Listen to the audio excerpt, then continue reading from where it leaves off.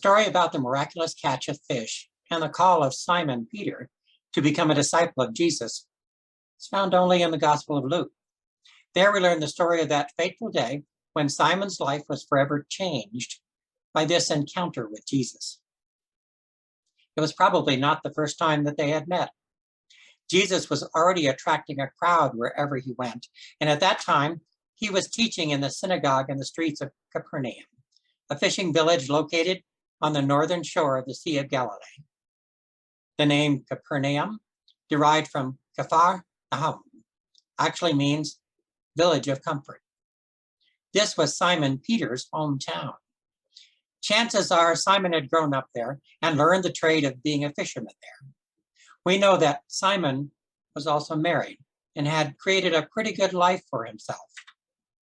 James, John, and Andrew also hailed from this place and were partners in his fishing business, or maybe more likely, just employed by Simon.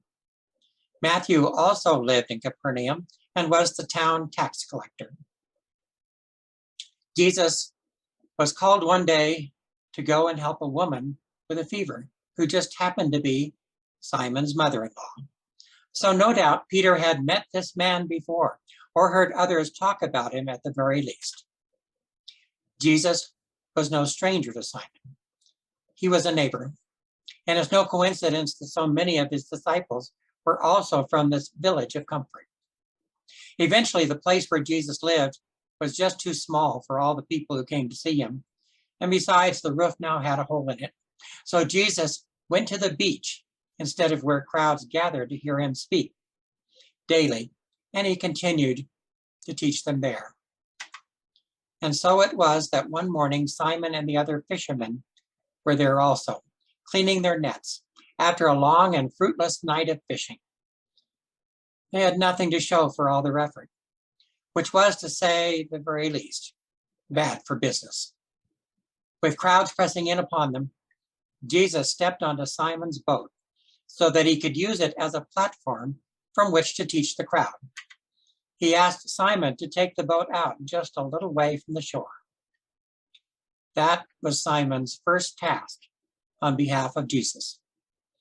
Jesus asked to use his boat, and Simon let Jesus do so. Lesson 1, be very careful who you let onto your boat. You never know what might happen next. Jesus now had one foot, or actually both feet, into Simon's business. It is one thing to have Jesus as a neighbor, but quite another when your world and his world start to collide, and when he begins to ask favors of you. But perhaps Simon had figured that he owed Jesus one for healing his mother-in-law. So now Simon was kind of forced to listen to Jesus talk, even as he probably continued to wash his nets. And then even very down-to-earth Simon probably had to admit that what Jesus said made some kind of sense.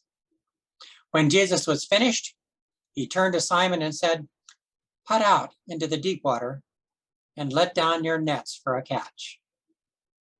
And just like that, now the preacher was messing in with his business. Simon answered him saying, "Master, we have worked all night long, but have caught nothing." Implied in his response to Jesus was a bit of anger at that circumstance, but also a bit of arrogance. Never mind that they had recently been unsuccessful, they were still fishermen. They were professional fishermen. And Jesus was what? A rabbi? A healer? A carpenter? Jesus had no business at all messing with their business. I kind of imagine that for a few moments at least, there was a bit of a standoff while they stared at each other. Then Simon gave in.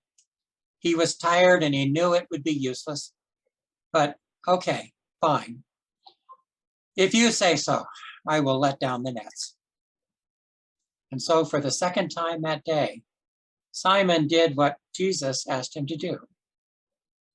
Perhaps thinking that maybe if there was still just one fish in the lake and they somehow managed to catch it, then they could give it to Jesus and he would go away. Once the nets were in the water, however, something incredible began to happen. One fish became 20, became 100, and then became God only knows how many fish. It was like every fish in the sea was coming to them. Their nets were so full that they started to break. Their partners in another boat came over to help them, and soon both boats were so full of fish that they were starting to sink. Simon had been a fisherman all his life, and never had they ever caught so many fish at one time. The natural thing to do would have been to rejoice in their good fortune and maybe say, "Hey, thanks, Jesus." But to his credit, Simon knew a miracle when he saw it. And quite honestly, he knew that he didn't deserve a miracle. He fell down on his knees before Jesus and said, "Go away." Why? Because he knew that Jesus was about to change his life, and he didn't want his life to change. For all his struggles, Capernaum was his home, his village of comfort. And now that Jesus had put his foot in it, Simon knew that his life was about to change. Go away. That was Simon's response, and Simon's last stand in the struggle for control of his own life. There was more, of course, more than we will ever know. Shall we say, Simon's life probably wasn't exactly kosher. He lived as he pleased. Religion wasn't really his thing. Simon knew who Jesus was, and he knew who he was, and he knew that he was not the sort of person that rabbis smiled at. "Go away from me, Lord," he told Jesus, "for I am a sinful man." And with that, the struggle was over. Because you see, Jesus isn't looking for people who are not sinful. Jesus is looking for people like Simon. Because he knows that people like him have it in them to become the salt of the earth. They are the building blocks for the kingdom of God. They are filled with possibility. And what they can become with his help is unlimited. In the hands of God, a sinful man who knows that he is so is just a saint who hasn't graduated yet. This is the rock upon which Jesus was going to build his church. I dare say that most of us actually met Jesus this same way. First, we heard of him. Then we heard that Jesus was helping others who were close to us. And then he was suddenly there asking small things of us, stepping into our life in small ways. And then our life started to change, and we could no longer deny his presence anymore. And we were afraid because we knew what might happen. Jesus was going to mess with our life. So just like Simon, we probably made our last stand saying, "But Jesus, I am a sinner. I am not like you. Go away. Please, please, just go away." And then the miracles started to happen. And finally, we realized that Jesus wasn't going to go away, no matter what we do. Jesus is there, and we can't deny it any longer. He has claimed our life as his own, and we hear him tell us, "Do not be afraid." I think Simon was a strong man, but even he was no contender in this wrestling match with Jesus. Simon was truly afraid of where all of this might lead him, and afraid that his village of comfort was going to be invaded by God now. He was afraid of the hold this man now had on his life, and scared witless by Jesus' presence there. So that is why Jesus said to him, "Do not be afraid." Jesus too knew where all this was going to lead them, but he also knew that Simon belonged there by his side, and that no other life was really possible for Simon now. He knew who Simon could become. And deep in his heart, Simon also knew that Jesus belonged there in his life. "Do not be afraid," Jesus said. "From now on, you will be catching people." So they brought their boats to the shore. They left everything and they followed him. Soon others joined them, other disciples and other people who started hanging around with them, fascinated by Jesus. And in many ways, this was already the church. This was already a kingdom made up of people who knew they were sinners, but also knew that for some reason, Jesus smiled at them anyway. And he had stepped into their boat and refused to go away. That is us, isn't it? Jesus is there in our life, and he just won't go away. And he won't leave us alone either. He insists on being part of our life now, even if we are not exactly good church material.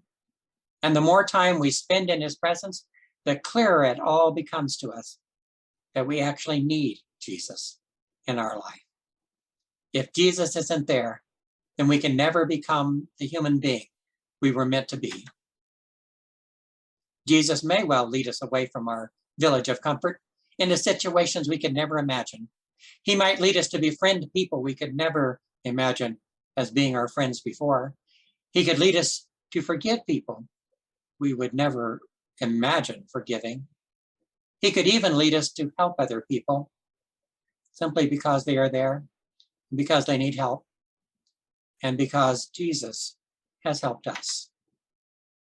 I have done crazy things now, buying a bus ticket for a woman I'd never met before so she could escape an abusive relationship at home, paying for the groceries of an old man ahead of me in line whose debit card just wasn't working and who had no other way to pay for the food that he needed.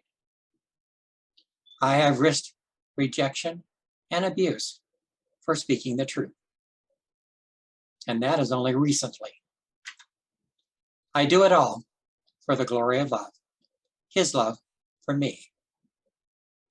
Wherever you are in this process, whether you have just heard about Jesus or heard others talk about him or learned to tolerate just a little religion in your life, you might as well resign yourself to the truth that Jesus wants to make your life his business. He already has a foot in the door. He intends to create a new life for you that is better than any you could ever possibly imagine. And Jesus is not going away.